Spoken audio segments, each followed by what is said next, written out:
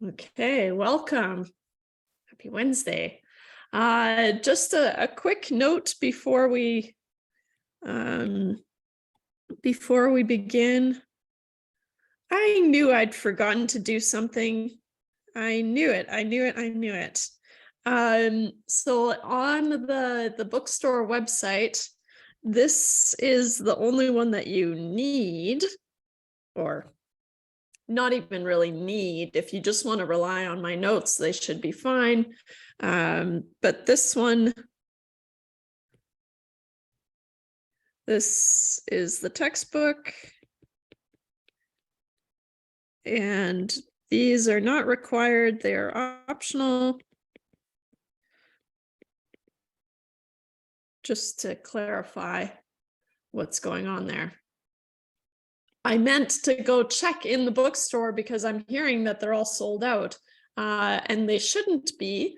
But if that's the case, then I'll talk to Joe, who wrote the textbook, and see what we're supposed to do here.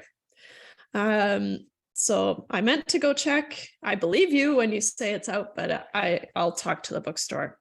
I'll give them a talking to. All right. So, but there's just the one that I'll be referring to. The other ones are just for extra practice. Okay. And so,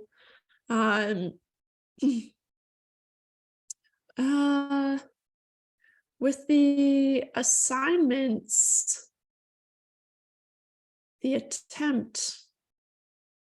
So I did post an assignment here. Let me go there.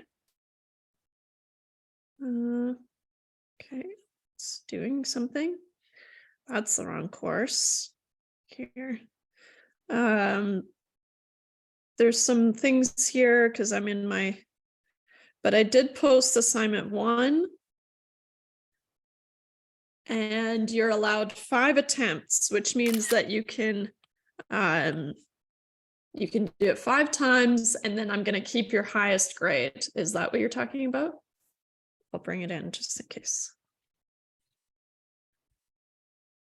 Wait.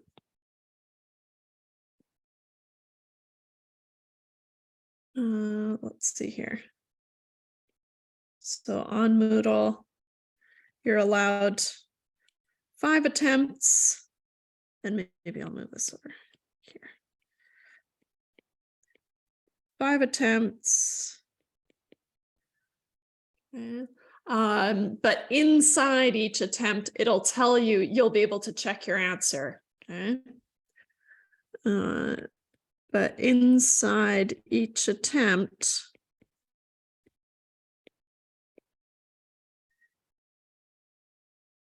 you will be able to check your answer. Okay. Assignment 1 is basically practice. Okay, so that, I think that's what the question was about in the chat. I think. Awesome. So assignment 1 is basically practice for quiz 1. And so here, so assignment 1 is practice for quiz number 1. Okay, and quiz number 1, you only have 1 attempt. Okay. And it's timed, and you go in, you have 20 minutes, and it's just a couple of questions. I think 4 questions, 4 or 5 questions. Haven't checked recently, but so just a couple of questions, and then you're done. And I know what your next question is. Will I be able to check my answer in the quiz? And my honest answer is I don't remember. So I'll check. I'm going to check right now, actually. Oh.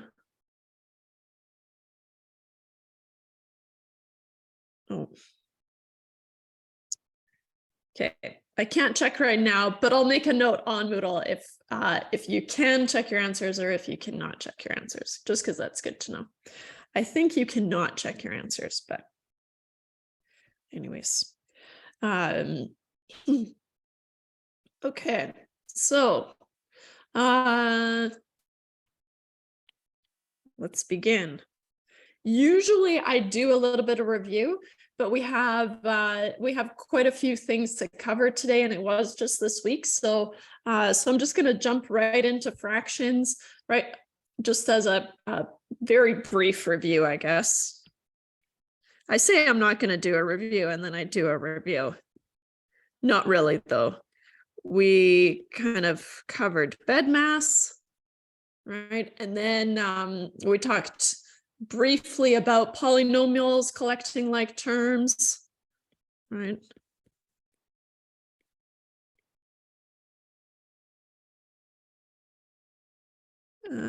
Collecting like terms.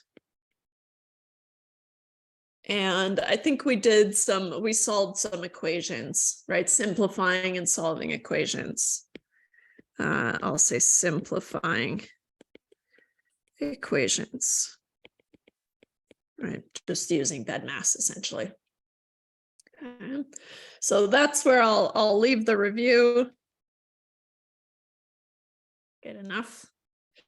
And then today, we're going to start with fractions, right? Just reviewing some rules around fractions. And then we're going to talk about, what's the next thing? I think solving systems of equations. So here we go. So 1.3 is called rational numbers. That's just a fancy, not so fancy, but kind of fancy way of saying fractions. So rational numbers, which are fractions. Okay. Remember, a fraction is a numerator over a denominator. Okay. And I have this very handy table that I'm going to bring in. And I know it's kind of annoying if you're writing out the notes, but maybe just leave yourself a little bit of space to fill in the notes later.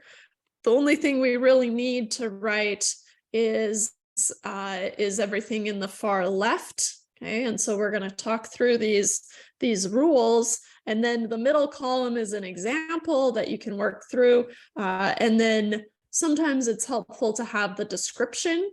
Okay, and so what do we do when we're multiplying fractions, right? What do we do when we're dividing fractions, adding fractions, and so on? Okay, so we'll just work through each of these properties and then get comfortable with fractions again. Okay. So I think the textbook uses a slightly different order. Usually we start with addition and subtraction, but with fractions, it's actually harder than multiplication and division. So I'm going to start with multiplication just like this table does and work through it that way. Just because multiplication is the easiest thing that we can do with fractions, and everything else just gets a little bit harder. Okay. So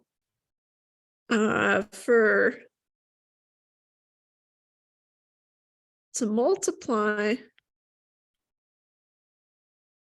fractions,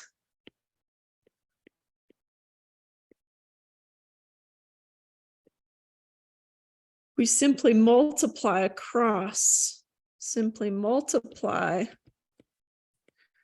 across, okay? And so I'm going to steal from here, right? And maybe I'll include the one. Wait. There. Oh my gosh.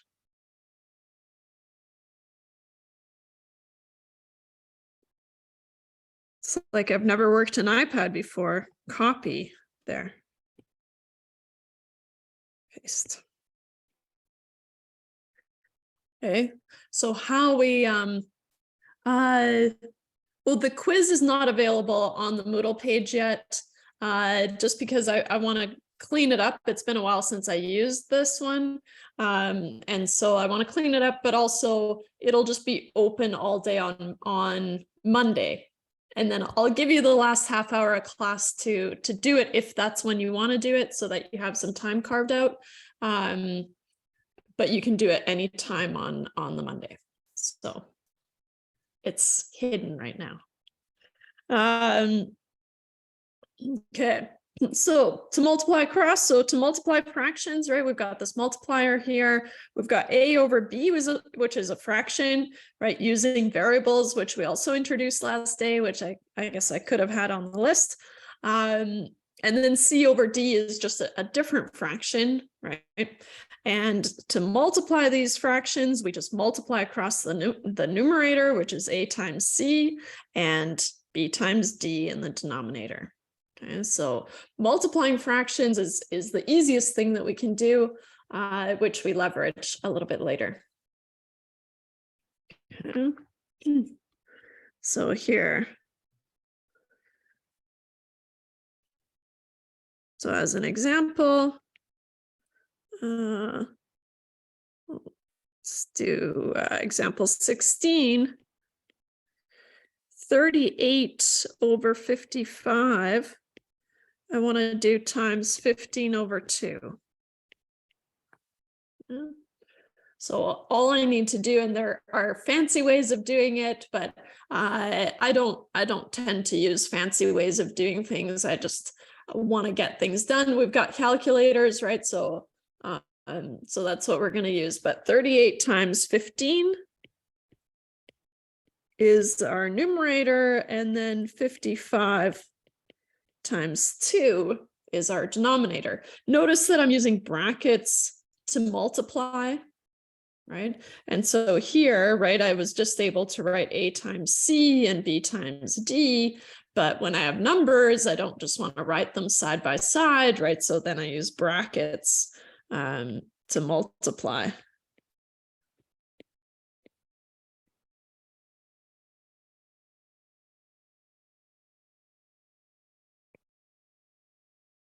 Okay.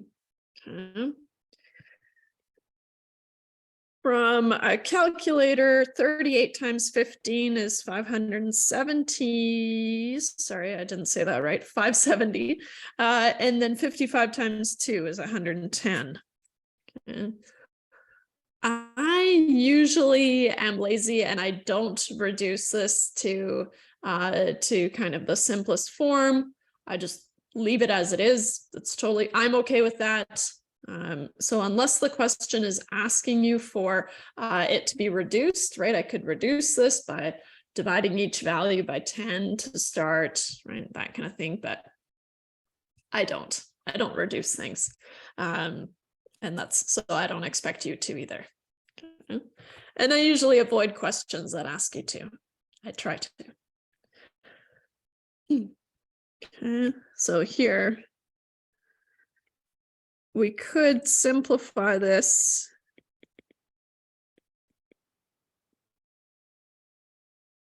But I usually just leave it.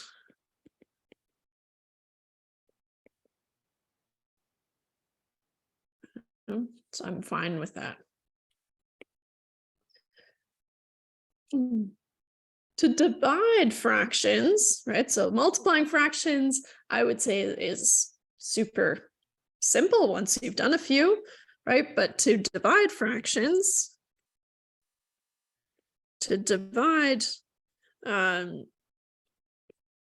fractions,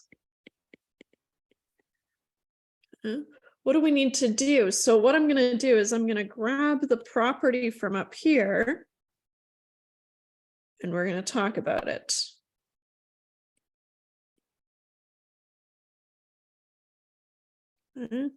So here, what I have, right, is I have A over B divided by C over D. Okay. So notice, so here they like to use this division symbol. I don't like that so much. I like to to see my fraction stacked on top of a fraction. And notice that I'm drawing a larger fraction line here just to kind of keep things organized. Okay. And then what we have is we have this fraction over a fraction. I don't know if you can see, but right. And so what we do is we flip the denominator and then we multiply. So we end up multiplying anyways, right? But we have to do that, flip the denominator and then multiply. Okay.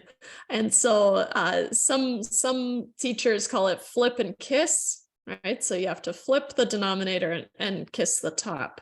Okay. And so here, right, we need to flip the denominator. Clean that up.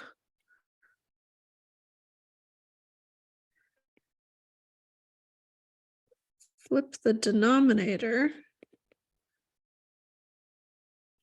Then multiply it by the numerator.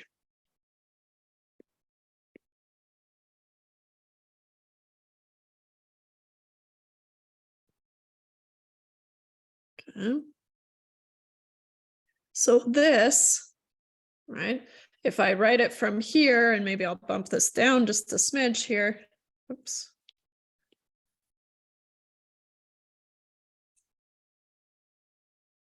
I'm going to write this out. This becomes a over b. Okay, so that numerator stays the same. But then I'm multiplying by c over d, which is flipped now, so it's d over c. So that's where that d over c came from, right? But I like to use that visual, and you'll find that when we're working with fractions and I have to divide a fraction by a fraction, then often I'll use my fingers like this, and I'll take the denominator and I'll flip it and multiply. And that's what I have to do when I'm doing calculations on my own too. So I do find it helpful. So I encourage you to try it. Right? But whatever you need to remember it. Let's see here. Another way that you could remember it is flip and kiss. I know a lot of high school teachers like to use that one. So any way that you remember that you have to flip it and multiply, then you're good. Okay. Let's do a quick example. What do I have here? I want to do 18 over 5, and I'll use the notation that they have, 27 over 15. Sometimes we use this notation just because it's a little bit cleaner. It doesn't take up so much space. You can put it all on one line. Okay, but if I want to find the solution here, the first thing that I do is I actually write it out as a fraction over a fraction. So I get 18 over 5 divided by 27 over 15. So then first thing I do kind of mentally is I bring down this numerator, right? And so kind of step 1 here is I get 18 over 5. Step 2 is I flip this, so I get 15 over 27. Okay, and I'm going to call that step 2. And then step 3 is to multiply 15 over 27. Okay. I'll never write out the steps again, obviously, but it might be helpful when you're going back over your notes. So then, right, I have 18 times 15, so I'm going to write it like this, 18 times 15 over 5 times 27, which I get 270 over 135. Now, often what I'll do is I'll just check it on a calculator. And in this case, 270 divided by 135. Oops, I think I did something wrong there. 270 divided, I hit multiply. Divided by 135 is just 2. So if I get a nice number like that, then I'm obviously going to write that down. But you always want to include this step that got you to 2, right? You don't just want to write down 2. And that's just to safeguard some marks, right? I will be getting you to submit your written work. So any written work that you do for the tests, not the quizzes because they're just quick.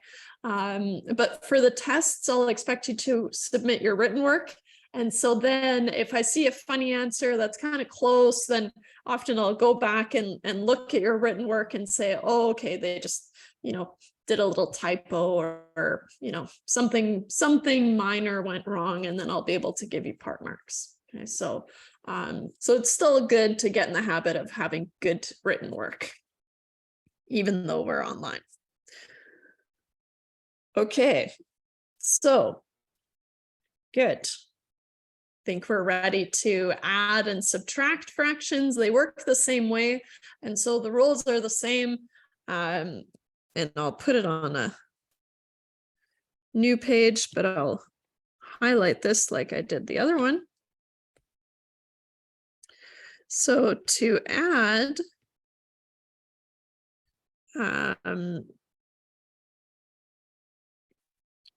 and or subtract fractions,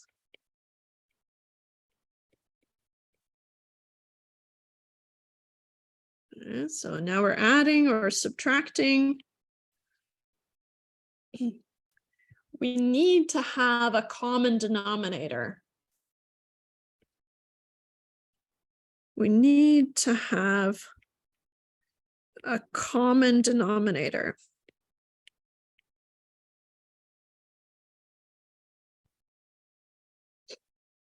Okay.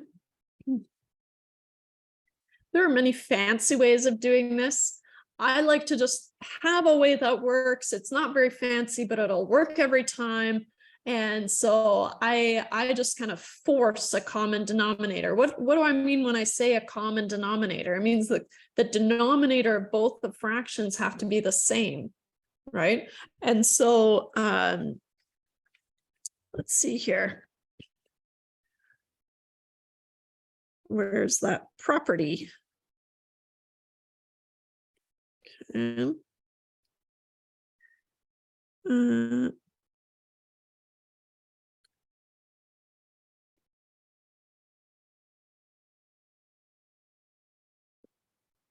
Paste. So here, a common denominator is when you have the same denominator in both the fractions. Then once you have this common denominator, then that is the denominator of the results, and then you can just add across, right? And so here, sure. If we have a common denominator,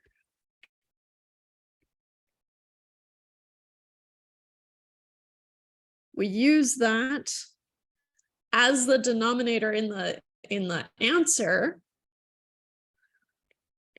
as the denominator, and add the numerators.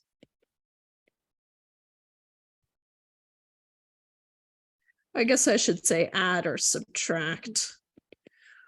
But subtraction is just adding a negative of the number. So subtracting is adding, but a special case.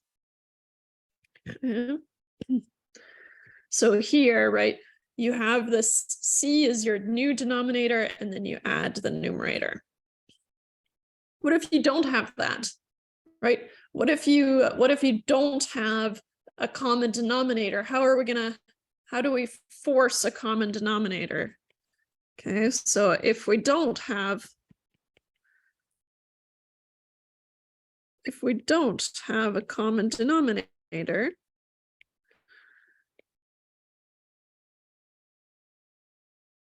the safest way to force a common denominator is to, how do I want to say this? So if we don't have a common denominator, we force a common denominator. I'll say that.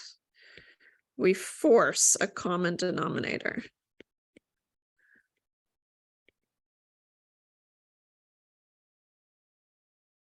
Okay. Technically, what we're going to be doing is we're going to multiply by 1, which is a trick that we use in math all the time, right? If I have 40 over 40, that's just 1, right?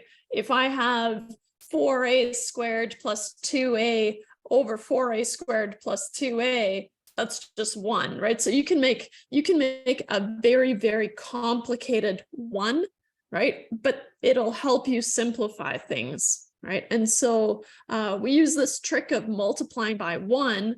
And so if we don't have a common denominator, we force a common denominator. The safest way, and there are many other ways, obviously more kind of sophisticated, fancy, that I don't use. Okay, I just use this way all the time. So the safest way to force a common denominator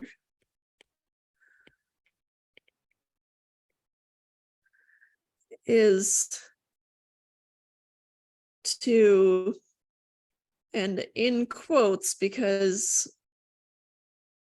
it's technically what we're doing, but it's not what it's going to look like, is to multiply by 1. Okay.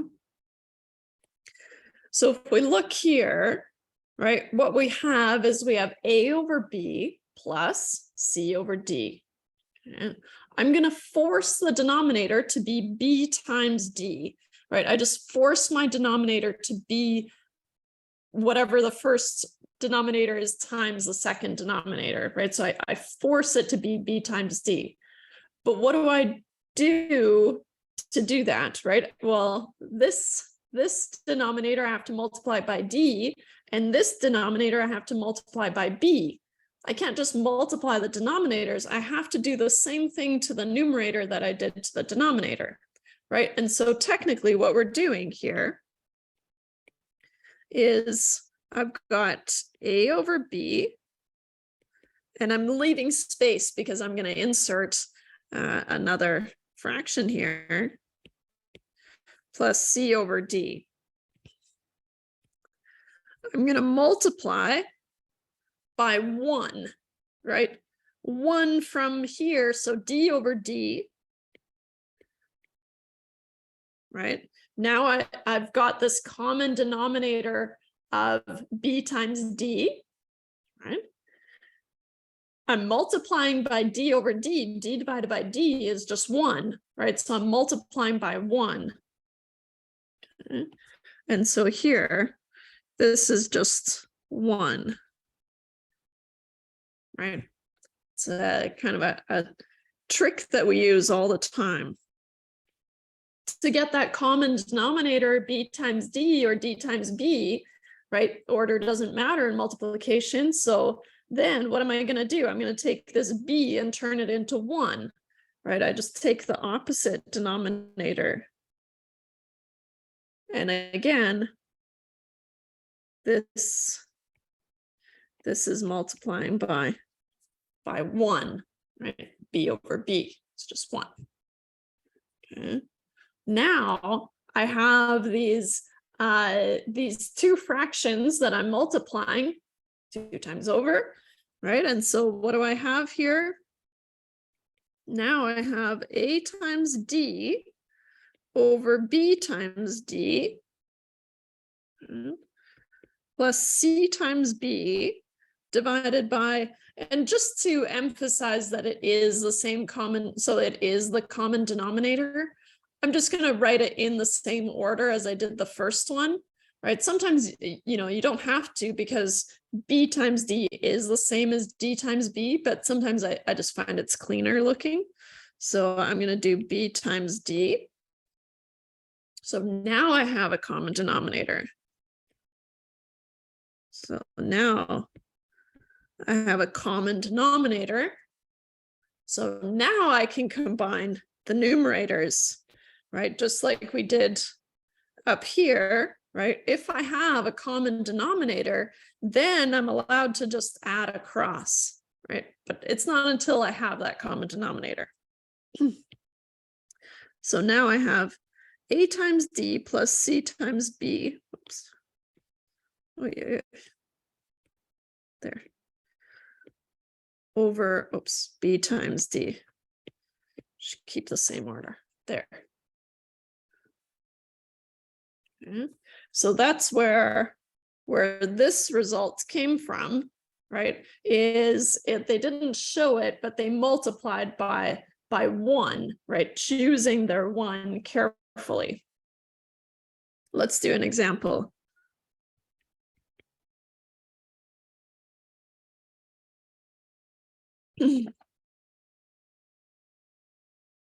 Let's do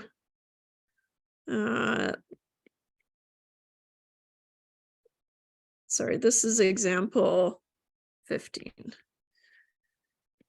We're going to do 15 over 22 plus 1 over 2. Okay. So again, right, depending on how comfortable you are with fractions, right, you might say, oh, I could just multiply this 2 by 11, right? 11 over 11, and then I don't have to manipulate anything here. Okay, so that's the fancy way of doing it. But for me, it requires too much thinking for not enough reward. So I just go ahead and I just always do that multiplication that I just showed you, right? And so there are fancier ways, but I'm just going to plow through it and just always use the same method. Okay, so this, right, I need a common denominator. Need a common denominator.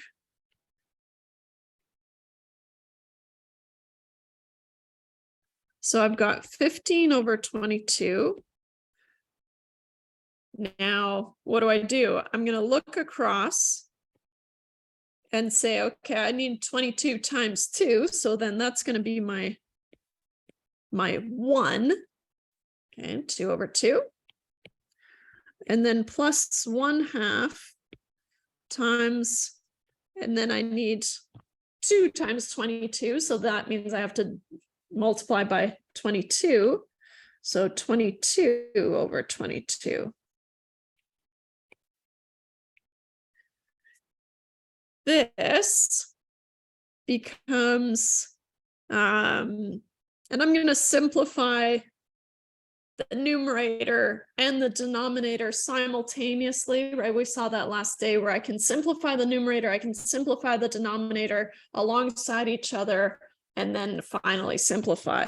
So I have 15 times 2 is 30 divided by 44 plus 22. So 1 times 22 is 22 divided by 44. Now I have 30 plus 22, which is 52 divided by 44. And to keep it on the same page here, write it smaller. Okay.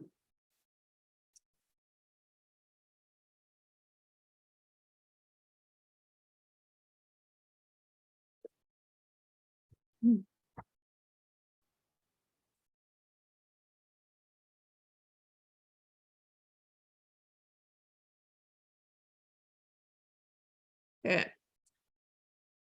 Good. This 52 over 44 is the exact answer. Okay. If I do 52 over 44, let's see here, 52 divided by 44, I get an irrational number. Let's see here. Use decimals.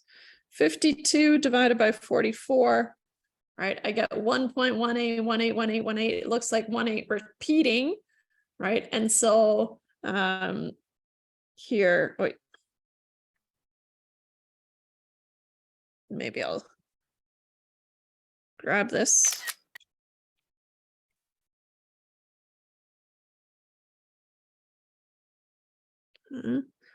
So just a quick note, and maybe I'll use a different color. Note, 52 over 44 is the exact answer. Is the exact answer. Okay. If I use the calculator, and I'm going to crop this crazy here. All right. So here, this is the approximate answer.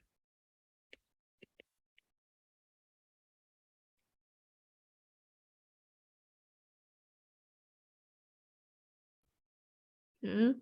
This is where you would want to store the number because obviously it's repeating here, right? So, or 1.18 repeating, right? So here, or 1.18 repeating, right? But just as soon as, so in my mind, just to help you kind of keep track of exact answers versus approximate answers, as soon as you've converted it to a decimal, I think of it as an approximate answer, right? Whereas if you've got it as a fraction or as a whole number, then that is the exact answer. Okay, and so I'll talk about exact answers and approximate answers more, but it's good to kind of have a good handle on it at least. Okay.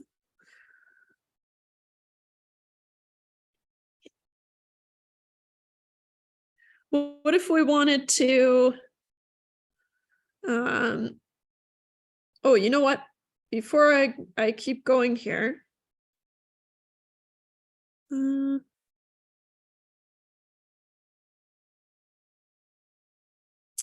properties 5 and 6.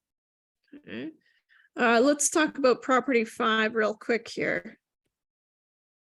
And 6.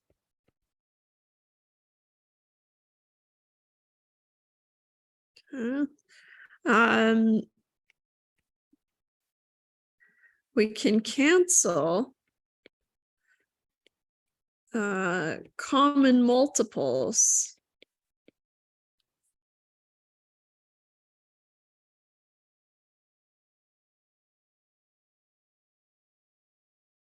Why?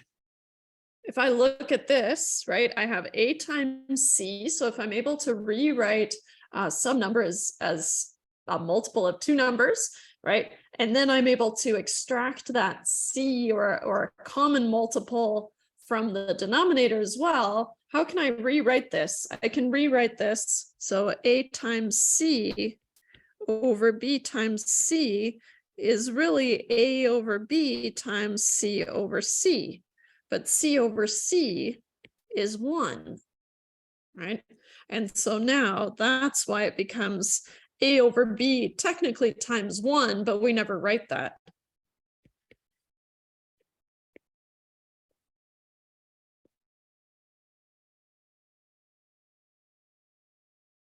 Yeah.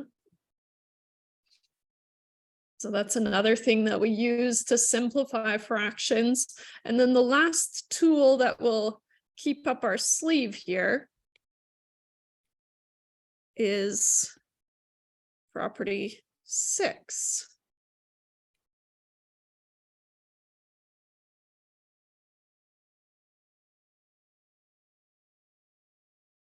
Okay.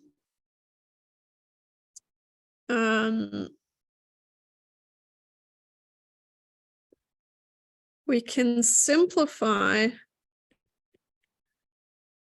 by cross multiplying.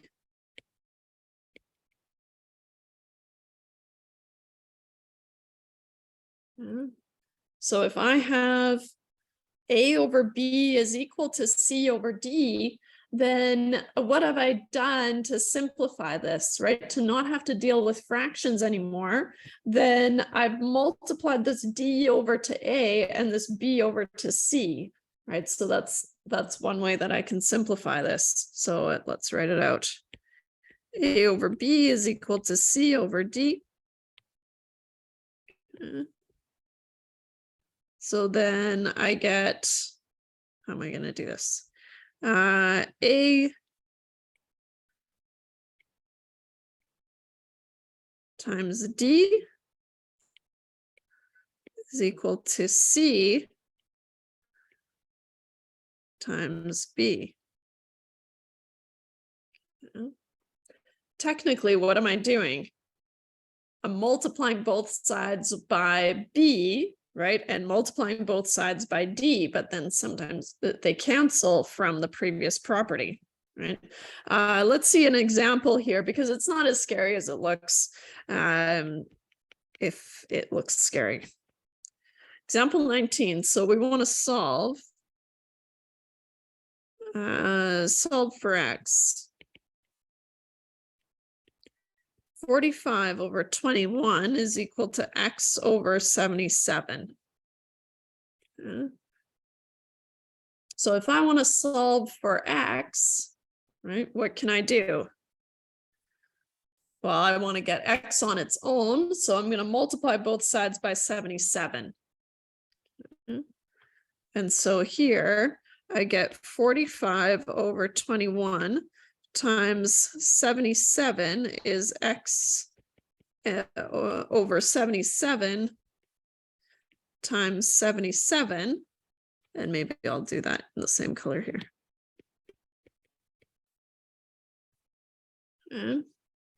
But by property 5, right?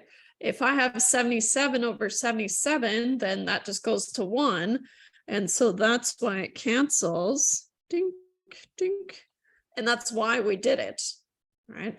And so now I have 45 over 21, which is a fraction, times just 77. Now, another trick that we always use is I can rewrite any number as a fraction by putting it over 1, right? 77 divided by 1 is 77, right? And so I'm going to use that trick a lot. Okay. But we can rewrite this as a fraction. We can rewrite a number, and I'll say any number, as a fraction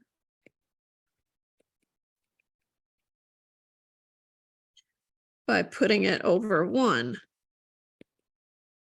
Okay. So now I have a fraction times a fraction. I know how to deal with that, right? And so now I have 45 times 77, and I'll use brackets maybe.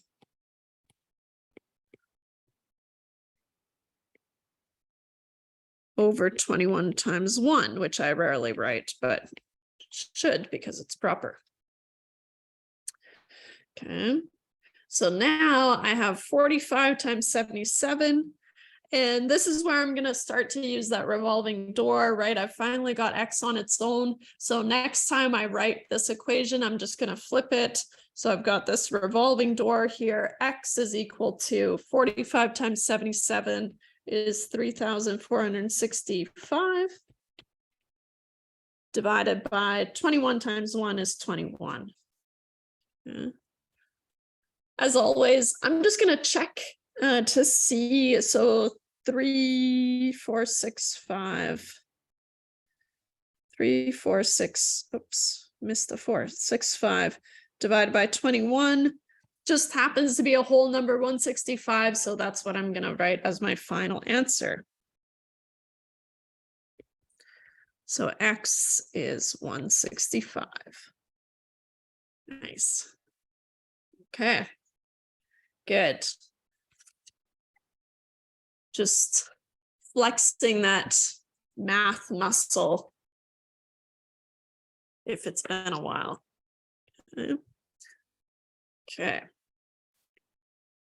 More math. Expanding and factoring is the next thing that we want to talk about. That's the one I forgot in the beginning.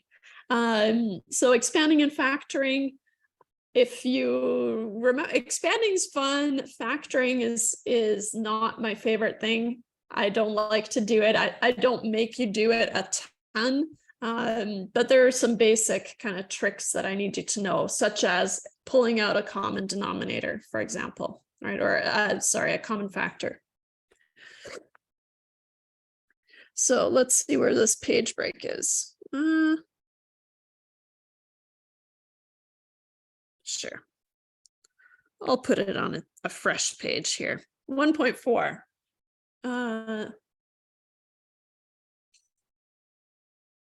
Oh yeah, you could use the cross product trick if you wanted to, totally.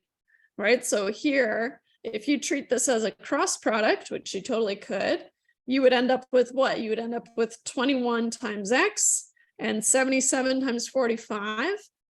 And then to get x on its own, you'd have to divide it back over, right? So you would end up in the same place, but do whatever comes naturally, right? So if the cross product trick makes sense to you, good, just do that. Awesome.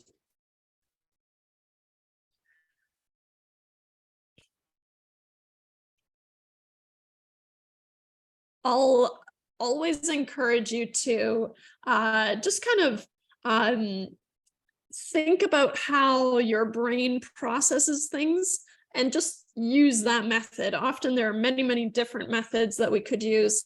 And so using the one that comes most naturally is the one that you'll remember the best, obviously. And so sometimes I'll present different ways of solving something just so you can figure out which one you like. I have my preferred way, obviously, but it doesn't have to be the same. As long as we get the same answer, then we're good. Okay. Section 1.4, expanding and factoring.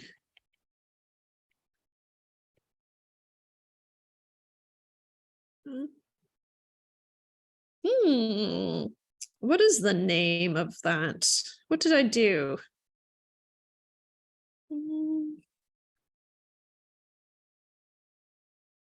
I did a lazy version of cross multiplying, I think.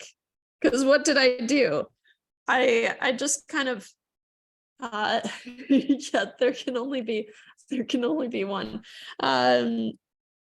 So here I saw that the easiest way to get x on its own is just to multiply the 77 over here. But if you're cross multiplying, right, you would have gotten to the same place. It just, I think I skipped a step, right? I saw that, okay, well, I would be multiplying 21 over, which I don't want to do because then I'd have to divide it back over. And so then I just kind of shook out the 77 from the x. But that's not a real method, is it? Shake it out, clean off the x. That's what we'll call it. Clean off the x. That's what I did. I just tried to get x clean as soon as I could. It's not a real method though, but it works. It's a speedy method. Okay. Good call. I should probably stick to the ones that we established, but anyways. Expanding to me is kind of this soothing thing that I enjoy doing, even though I get tripped up sometimes, because if you have a lot of terms, right, and you're expanding, then it can be a little bit tedious. But expanding in general looks like this. If I have A times B plus C, something like this, right? If I want to expand this, expanding basically means eliminate the brackets, right? So expand the brackets. Expand slash eliminate brackets.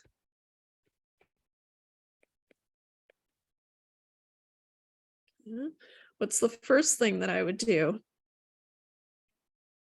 I take this A, which is multiplying B times C. Now this A is multiplying both B and C and then adding together. So to expand this, I'm going to take this times this is my first thing. Okay. And so I get equals A times B. Okay. And then my second thing I'm going to do is A times C.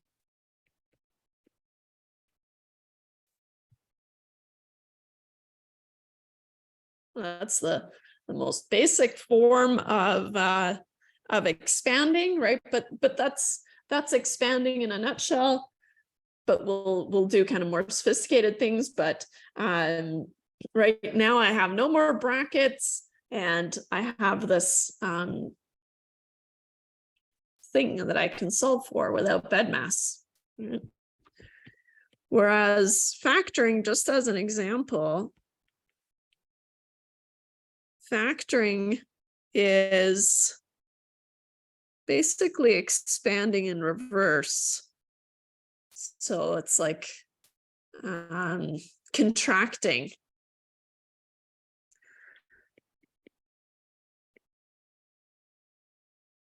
Expanding in reverse. Right. We never call it contracting, so I'm not gonna write that down. But if we have something like, let's see here.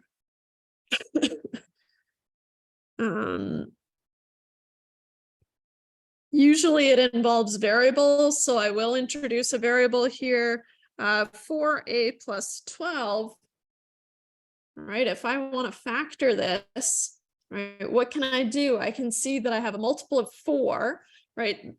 A is out because there's no A in this other term, right? But what I can do is I can see this 4. Is there a multiple of 4 and 12? There is, right? What's another multiple in here? 2.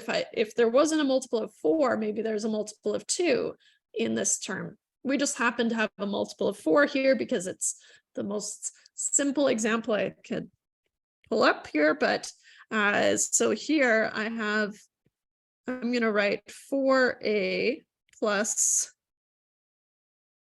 and 4 times 3.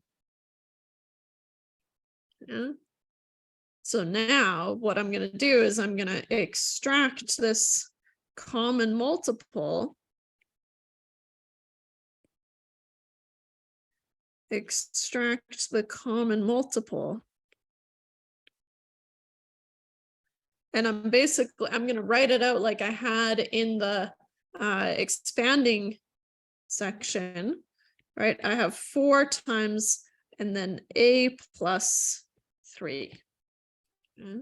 So now I have 4 times and then a plus 3 are the two multiples that I need to multiply by 4, right, to get back to the original equation. Now for me, because I'm not very confident in my factoring skills, right,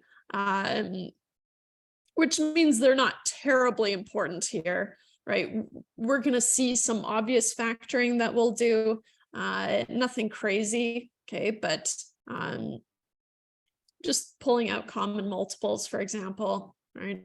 But for me, because I'm not very confident in my factoring, I always quickly expand it out to make sure that I get the same answer. Okay. And so here,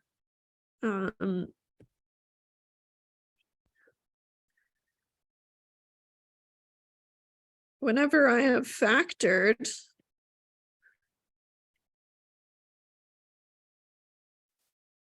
I like to expand the equation back out to make sure I get back to the original equation, right?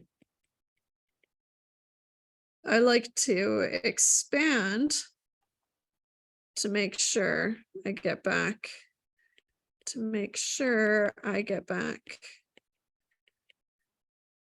to where I started. All right, you don't want to change anything because then nothing is going to make sense. So for example, if I have 4 times a plus 3, well, that's going to be, right, if I expand this out, I get 4 times a, so I get 4a plus 4 times 3. 4 times 3 is 12. So I did, because that's where I started. Okay, so that's kind of expanding and factoring in a nutshell. So something that we will need to factor is, so just as an example, let's factor something like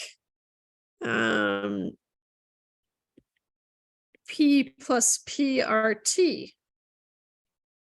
I'll give you just a moment to kind of try this one out. Well, I have some water.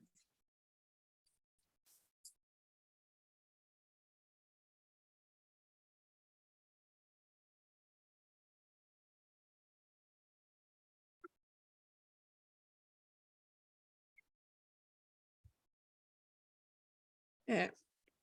This one's not too bad, right? Because I can see the common multiple of P, right? And so that's what I'm going to write outside. But then the reason I chose this one is because it can be tempting to not have anything here because we don't see that there's actually a multiple of 1 here, right? And so here, this is actually times 1. So then I have 1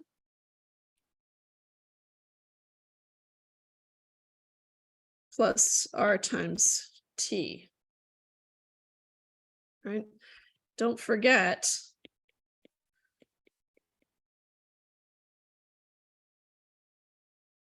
the 1. But I just wrote, don't forget exclamation mark. But I mean, don't forget the 1. Okay. Because now if I expand this, I get back to the original equation. P times 1 is P plus P times RT is PRT, right? And so if you had forgotten the 1, then you would just end up at PRT, which is not what you wanted, right? And so you just want to be really careful. And so here I'm going to expand to check.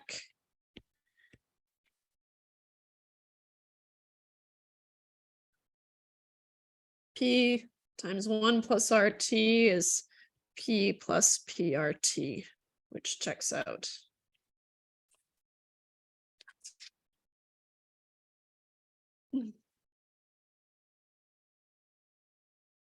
Okay. We'll step it up a notch, just 1 notch. Example 21. What if I want you to factor 3b plus ab plus 1 plus t times b?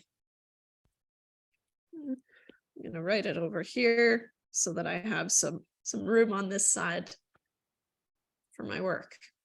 So again, I'll just give you a brief moment to work through this one, and then we'll do it together.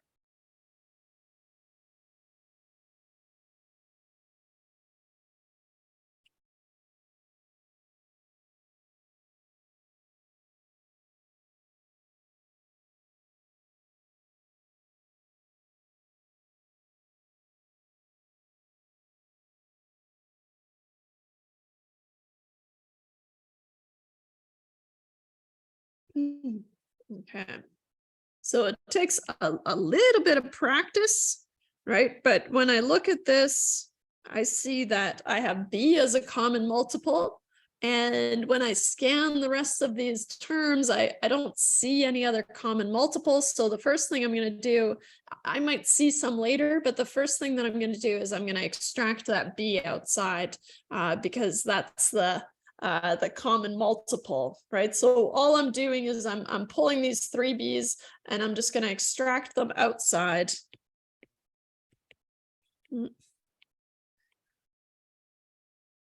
Outside the brackets. Okay.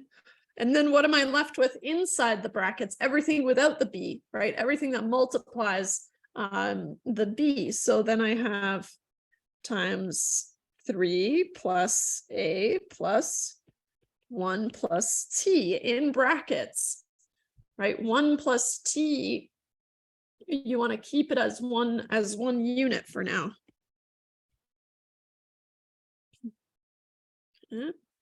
And you can just visually, just quickly expand this and make sure that you get back to the same, to where you started, right? That's the goal. If we've got an equal sign, then they better stay equal, right? Otherwise, we've done something terribly wrong. Okay, so we factor out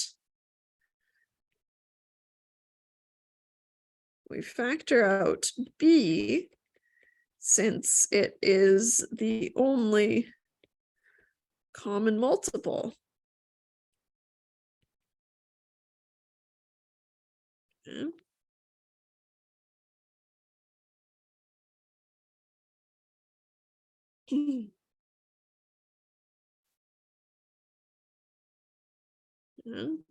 What happens, and it's totally legal to remove these brackets, right? Brackets are only important if we're multiplying, such as if we have b times 1 plus t, then the brackets are important, right? But if I'm just doing addition in here, 3 plus a plus 1 plus t, right, then I can remove those brackets, right? So if I expand this, I can easily get back to where I started, right? If we remove the brackets around 1 plus t, then what happens?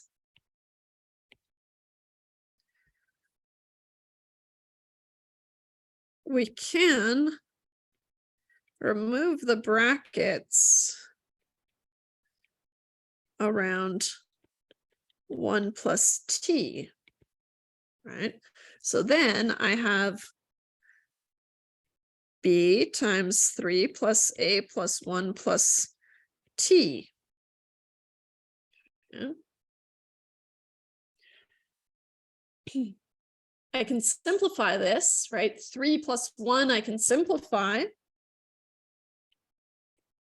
So here, let me see here.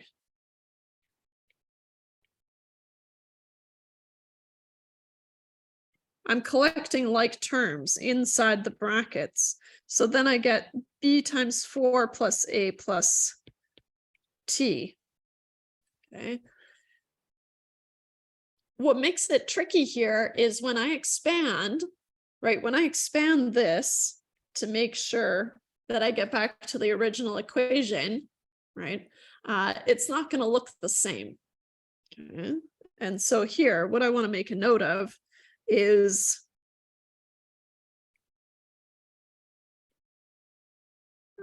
expanding this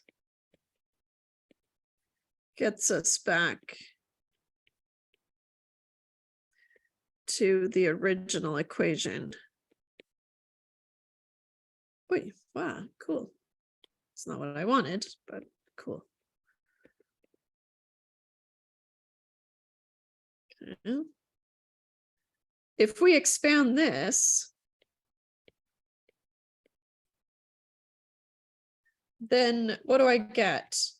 I get b times 4 plus b times a plus b times t. This doesn't look like the original equation, right? No, not really. Okay. And so this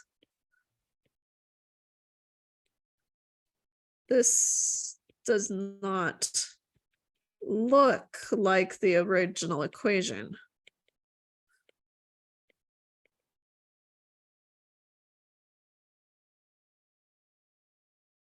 Right? So sometimes looks can be deceiving, right? This And I'm going to rewrite it as 4b because I like to have the coefficient and then the variable. That's just a personal preference, right? And then I'm going to rewrite it as AB because I like to have them alphabetical, right? All these little things that I prefer.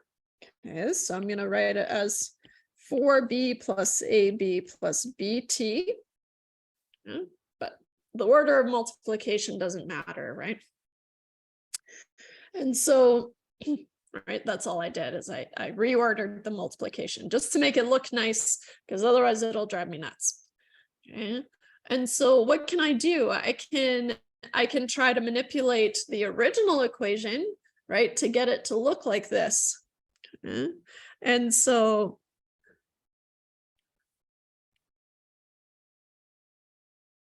we can manipulate the original equation,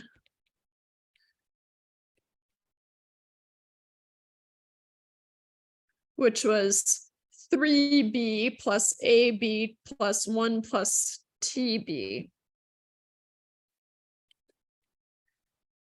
3b plus AB plus 1 plus T times B. So here, what do I have? I'm gonna do it a little cowboy style here. I'm gonna multiply this B from the right-hand side. We're usually multiplying in from the right or from the left rather, but you could easily just do it from the other side. Another way you could think about it is you could have, nope, no other option. Sorry, I was thinking of a different thing. So here, this is the problem here. So I'm going to expand this out. So I'm going to expand this. And I get 3b plus AB plus 1b plus TB. And if I collect like terms,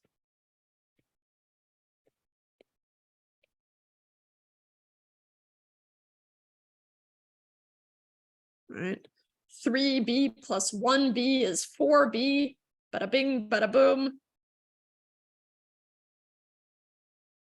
4b plus AB plus, and then I'm going to write BT just in alphabetical order.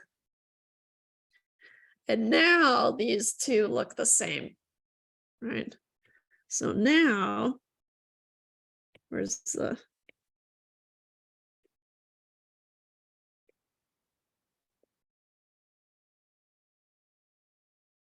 now they look the same.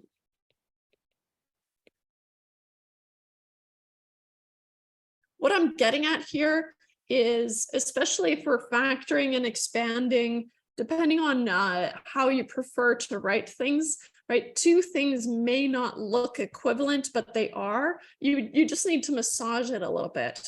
And sometimes, okay? Often not really, but sometimes you might have to kind of rearrange things and just kind of I don't know, clean things up a little bit to see that they are in fact the same. Okay. So what if we have to expand something a little bit more complicated, right? So what if we have to expand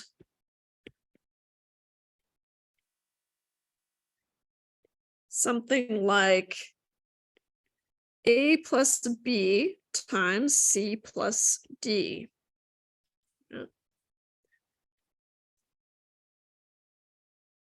We have two options.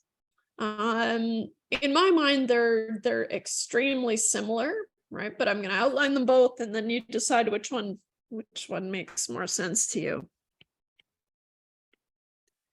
We have two options. Oops.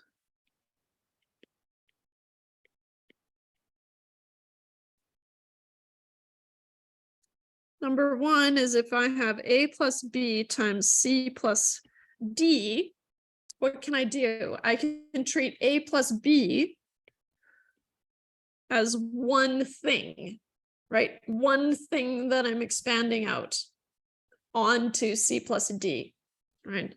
So treat as one initially.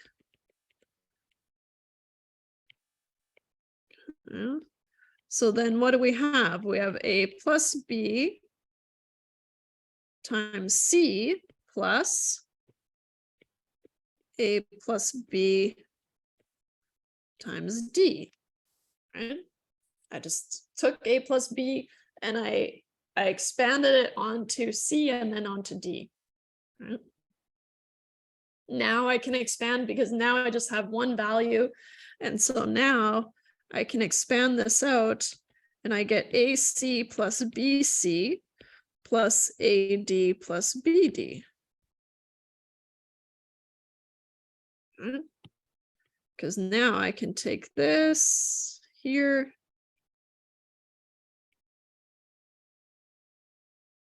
That's totally fine. The second option, which I kind of do, I think I prefer the second option, which is sometimes called FOIL, first, outside, inside, last.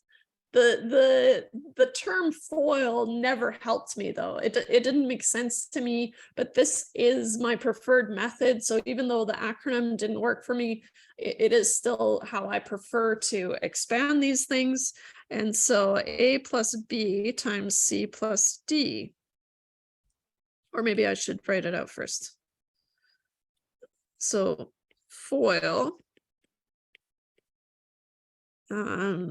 which is first, outside, I think it's first, outside, inside, last.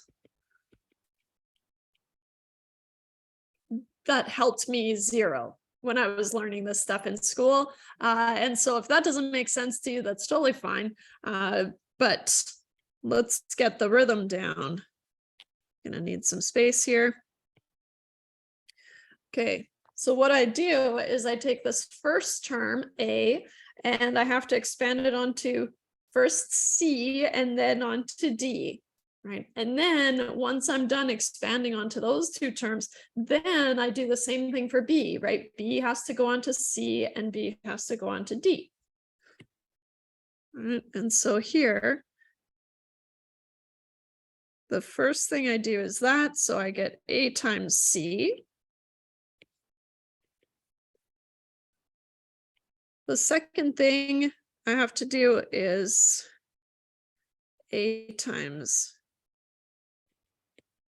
D. Next, I move on to my B, right? Because I've expanded A onto everything that I could in here.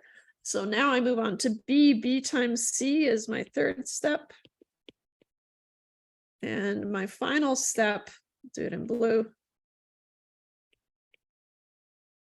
is B times D. Everything except the order becomes the same, right? But if you do 1 plus 3 or 3 plus 1, it doesn't matter, right? And so here you get the same result, slightly different order, but it's not going to matter, right? We've expanded it either way. Okay. So let's do an example just to test it out. Okay. Oh, I see this orange kind of. So example 23, we're going to expand and simplify. Not just expanding, but simplifying. Okay, here we go. So I've got x plus y times 3x plus y. Okay.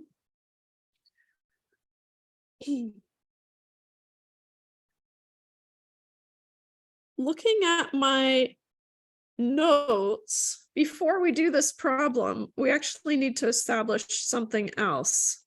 So just a quick note. It's one of those things that it's assumed that you know, but maybe it's been a while, okay? But in general, if you're multiplying two variables, right, then you add the exponents, right? And so in general,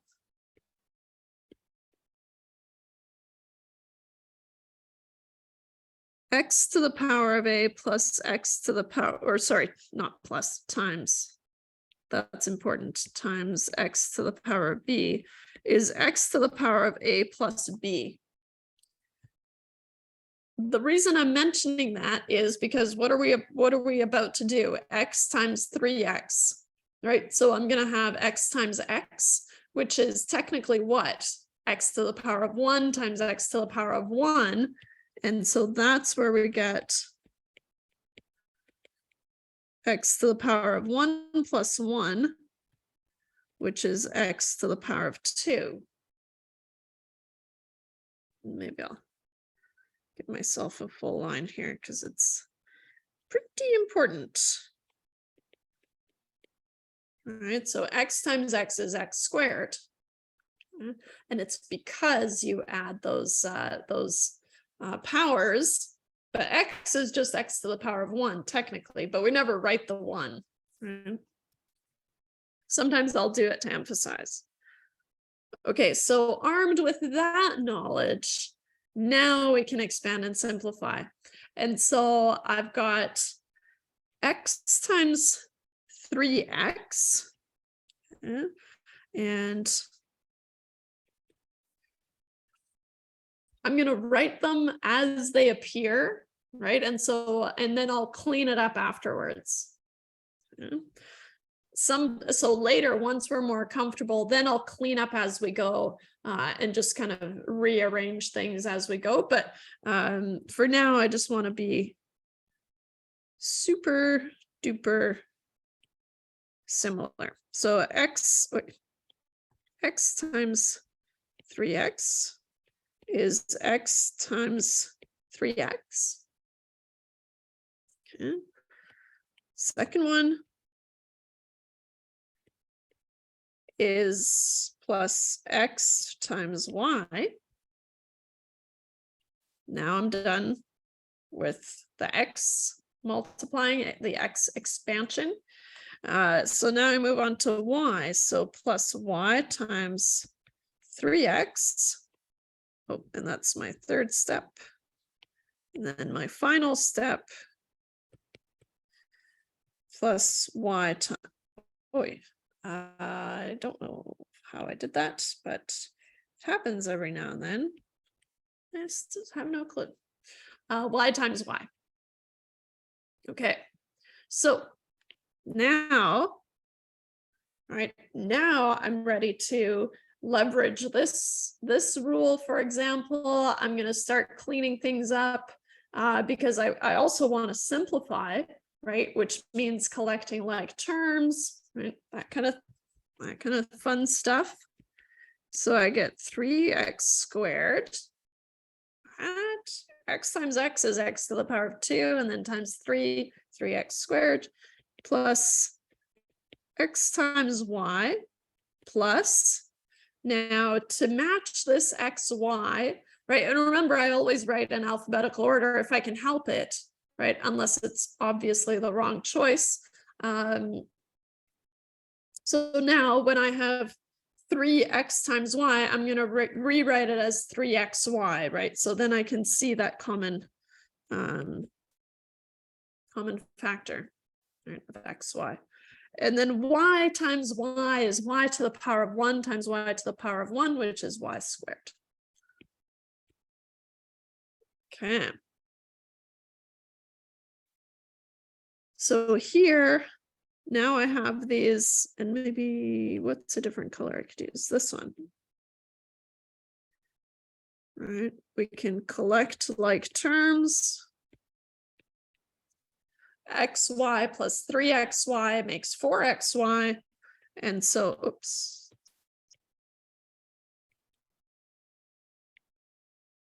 Three x squared plus 4xy plus y squared. Nice. Okay, so expanding to me is pretty fun. Let's do another one. Let's see what kind of timing we've got.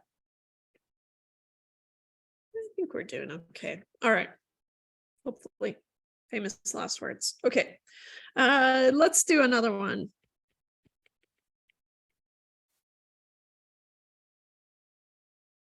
Expand and simplify.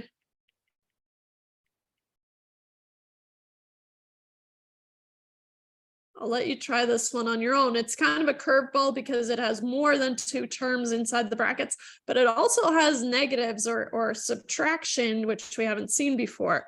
But I'm going to let you try it on your own. So x minus 2 times 2x squared minus 3x minus 4. So I'll give you just a minute to try that out.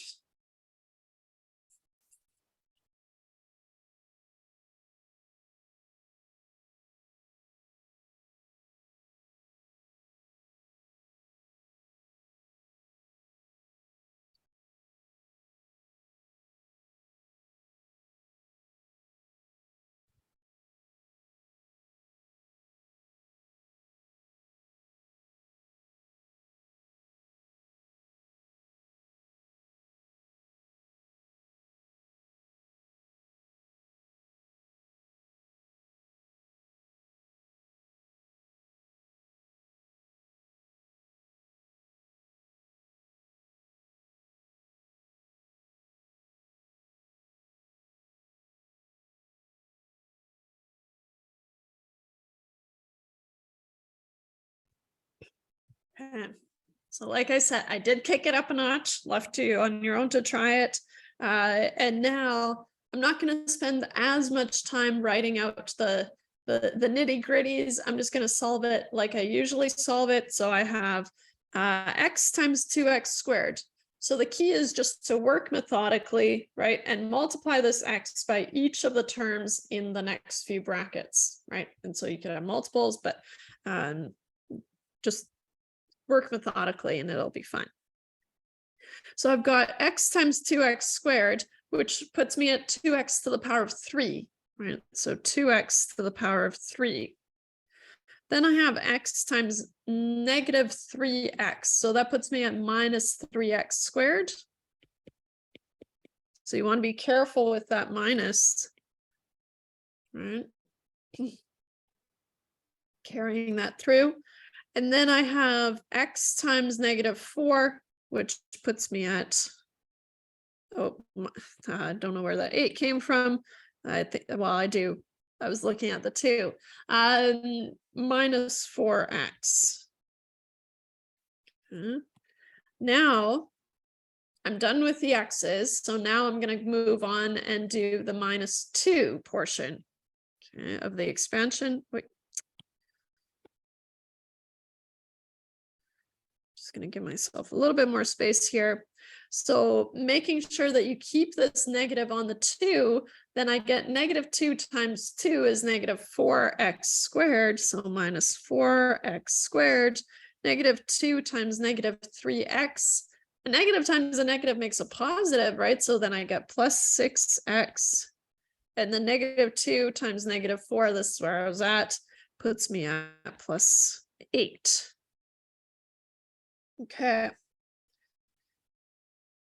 So now I've expanded. I don't have any more brackets, but now I can simplify. I simplify by collecting like terms. So now I'm going to look for any x to the 3's. I only have the 1. So I'm going to write 2x to the 3. Okay.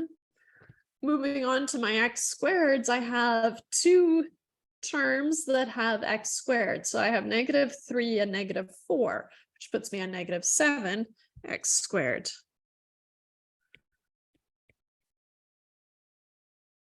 Notice how I'm not even grouping them together, right? It might be nice if I did something like this, right?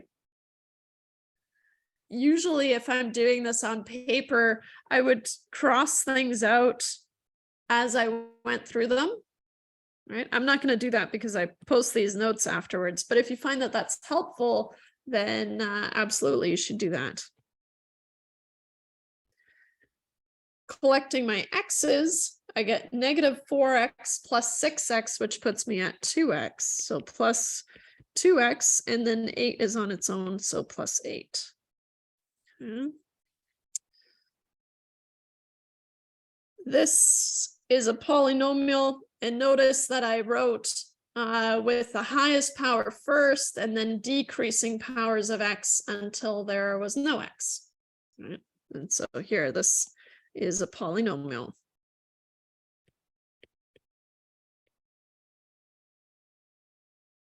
Just so we have that vocabulary.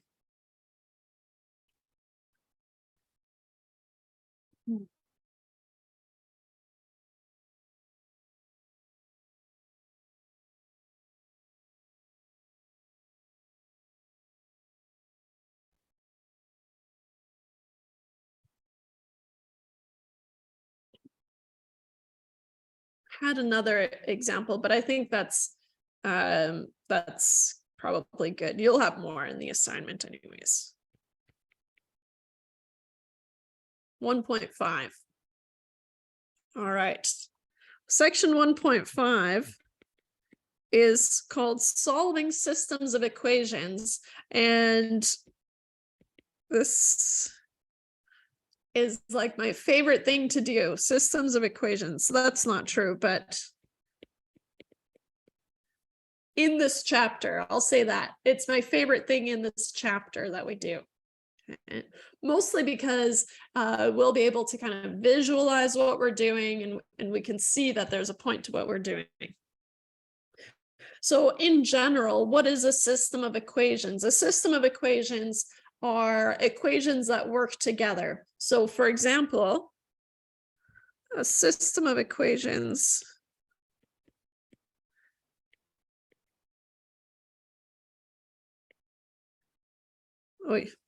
I combined looks like into one word somehow. Looks like this. Okay.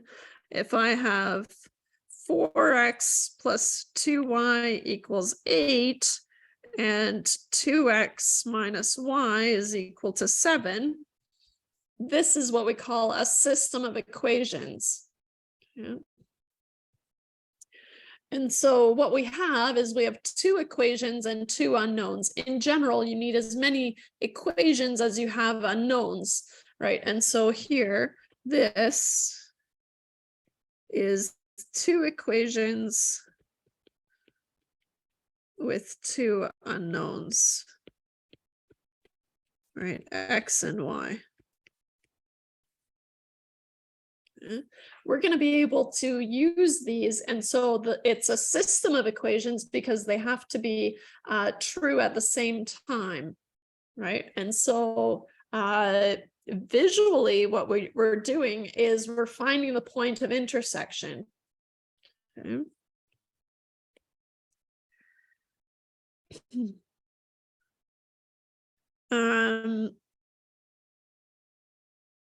To solve a system of equations,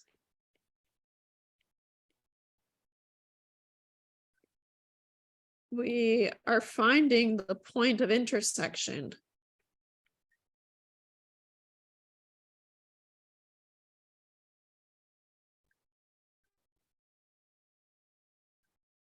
So when you have an x and a y, and those are your only 2 variables, then that's the equation of a straight line. So that's just a little side note. Okay, so the equation of a line, usually we have y equals mx plus b is the most common way of writing a line, right? But y and x are the only 2 variables. M is a placeholder for what? For the slope, and b is the placeholder for the intercept. But here we have 2 variables, right? Which means that I could rewrite this as a line, right? Y equals mx plus b. I could solve for y, and then I would have just an x as my variable. Right, so these are really 2 lines that I have. Okay. And so what we're doing is we're finding the point of intersection of the two lines. And so visually,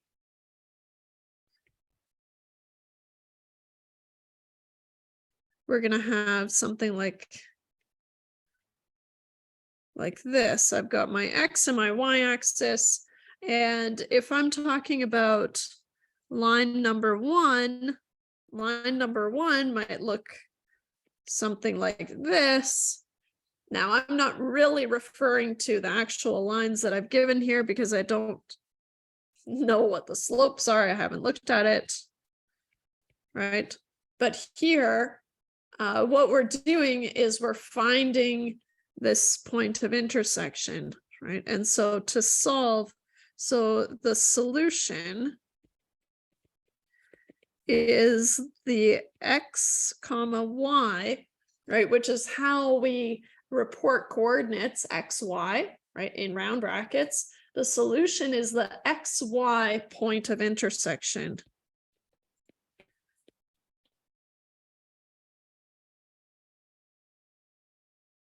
Yeah.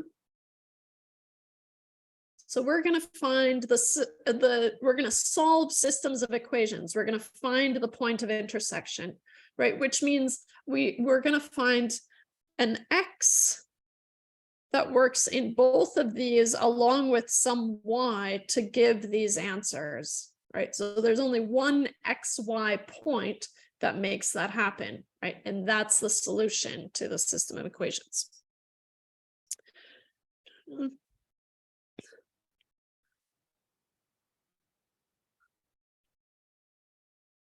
I'll write that here. We need to find X and Y that satisfy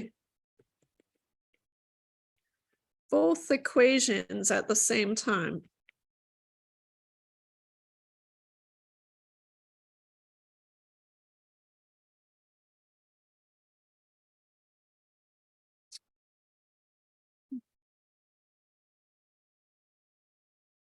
Now, here's where, so I said I would give you all the ways that you could solve something, but here's where there are two ways of solving this. I'm sure there are more, but the textbook introduces two different ways of solving it. And I prefer one of the ways. And so just so that we're not kind of overwhelmed with ways of solving the same thing, I'm only going to introduce the one, okay? So I'll give you the description of the first one or of the other one, but I'm only going to use one of the ways, okay? And so there are two, oops.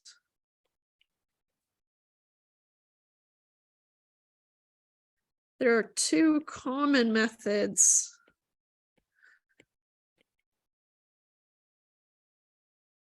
for solving systems of equations.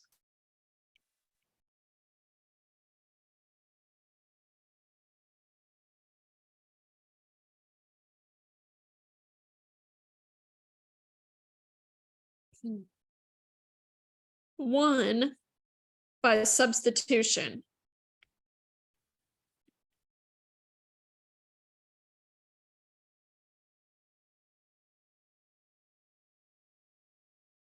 I only use this method. Okay, so if you want the other method, you'll have to read about it in the textbook. But just to simplify things, I'm only introducing one method. The other one is by elimination.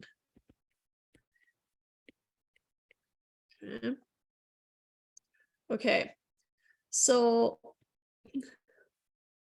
here, see textbook for details.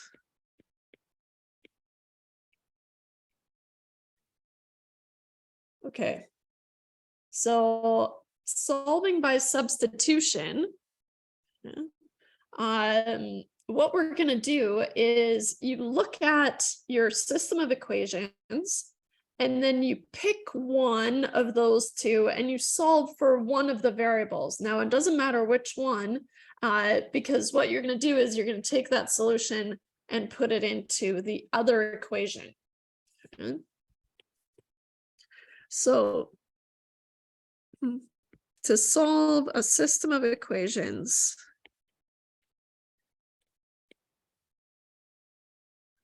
by substitution,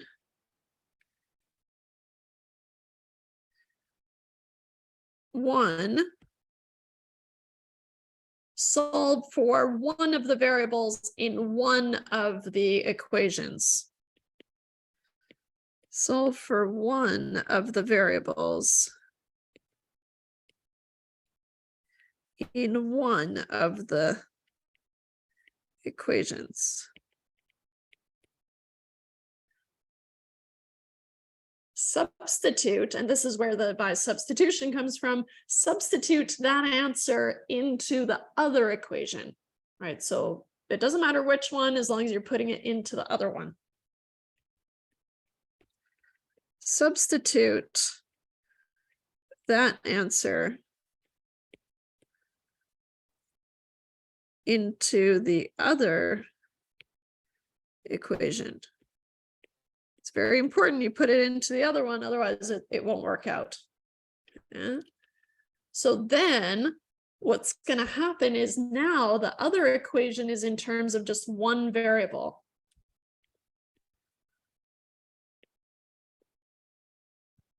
Solve for the variable solve for the resulting single variable.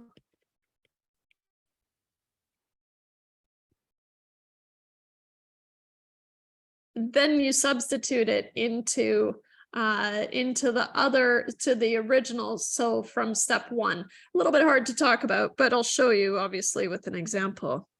Then the substitute into equation from step one.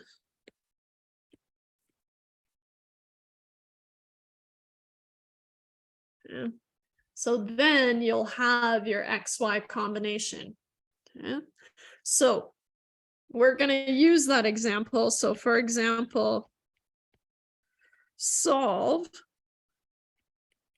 4x plus 2y equals 8 and 2x minus y equals 7. I think that's what I had. Yeah. So we're going to solve this here. We're going to find the XY combination where they intersect. Okay. How I approach these is I always number my equations so that I can talk about them quickly, right? And so here I'm going to name this equation 1 and equation 2. Okay. It doesn't matter, but A, B, smiley face, frowny face, doesn't matter how you want to label them, but it'll help to label them. Okay. Now, this is kind of a choose your own adventure. If you have done things correctly, you'll end up in the same place, right? This is the first time that we're doing it, so we're going to do it together. And there are a few things, kind of tricks up my sleeve that I have. I've got y on its own here, so even though it's negative, I'm still going to use that, and I'm going to solve for y in equation 2, just because it's already isolated. Otherwise, I'd have to deal with fractions, right? But the more of these that you do, you'll see things, oh, I don't want to be dealing with fractions. Okay, so here's y on its own. That's the one I'm going to start with. Okay, so in step 1, okay, I will solve for y in equation 2. Okay. So I'm going to rearrange this in terms of y. So I have 2x minus y equals 7. So I have negative y is 7 minus 2x, right? What I do to one side, I have to do to the other side. And then I've got a negative but I can bring that over to the other side by multiplying both sides by a -1. And so I get y is -7 plus 2x. Okay. Or 2x minus 7 if you prefer to have it in the form of mx plus b. Okay. I'm just going to leave it like that. Okay. So now I've solved for y and I have y in terms of x. Okay. I did it from equation 2, which means I'm going to take this y equals -7 plus 2x, and I'm going to substitute it into equation 1, right? The other equation. Okay. So here, maybe I'll do this.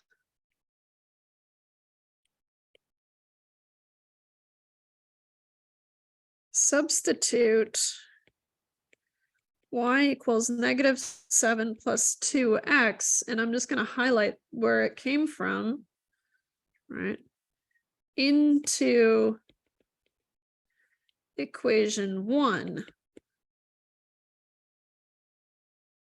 Okay. So now I have 4x plus 2y, but now I know that y, I can substitute -7 plus 2x instead. Okay. And so here I have 4x plus 2y is equal to 8, right? And so now I'm going to substitute that into the y, and I get 4x plus 2, and I'm going to use pink here, times -7 plus 2x, and that equals 8. We need to expand that, right? But not too bad, nothing crazy. So I get 4x, and it's negative, right? Because +2 times -7 is -14. So -14. 2 times +2 is +4x. You want to really be sure that you've got your negatives and positives under control here. All right. And so I get 4x plus 4x is 8x minus 14 is equal to 8.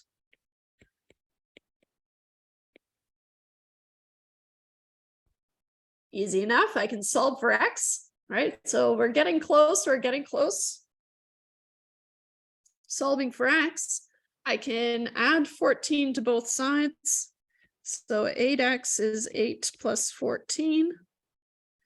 So x is going to be 8 plus 14, which is 22, divided by 8.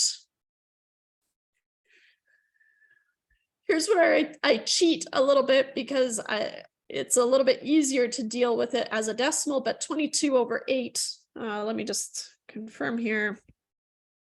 22 divided by 8 is 2.75. So I'm just going to use the 2.75, right? It's not repeating or anything, so it's safe. X is 2.75. Okay. Otherwise, I would have to deal with fractions, and I don't want to do that. We know how to, but that's why I don't want to do it, because it's too much work. Okay, so I found the first component of my my intersection, right? It's at x equals 2.75. When x is 2.75, so then now step 3, oh, I guess that was step 3.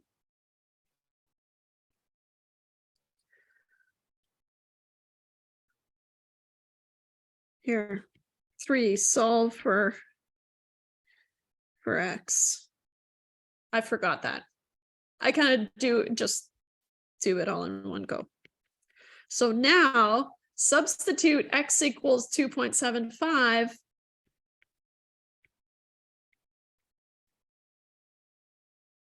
I'll use, oops, x equals 2.75. You can do it into the original equation, or I like to just use the equation that I found in part 1. So into y equals -7 plus 2x.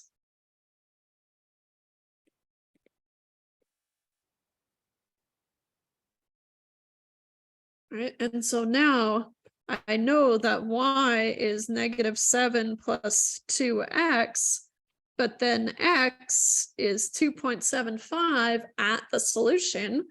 And so now I get y is -7 plus 2 times 2.75. So I get y is -7 plus 5.5. So y is -1.5. Yeah. So therefore,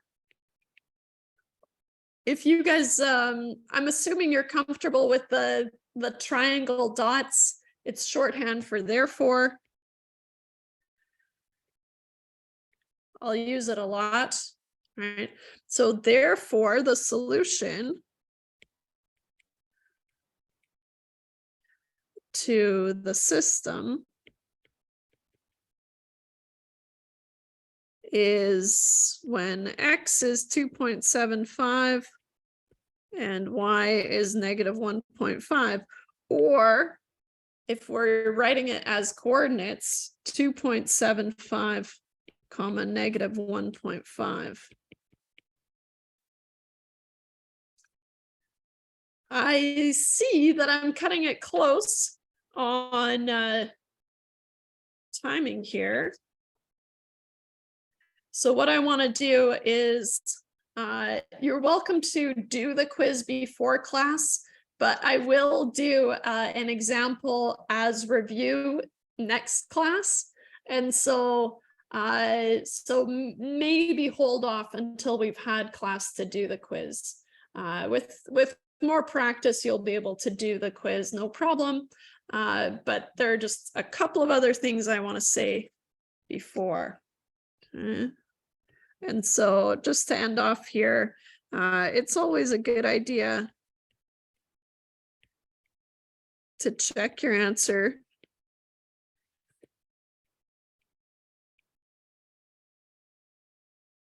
Oops, answers. So equation 1 was 4x plus 2y. Does it equal 8? Right. This is one of those rare occurrences where you can actually check your work, right? So I have 4 times 2.75 plus 2 times -1.5, and it does equal 8, right?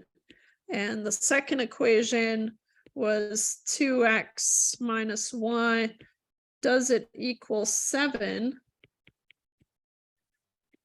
2 times 2.75 minus negative, which is positive 1.5.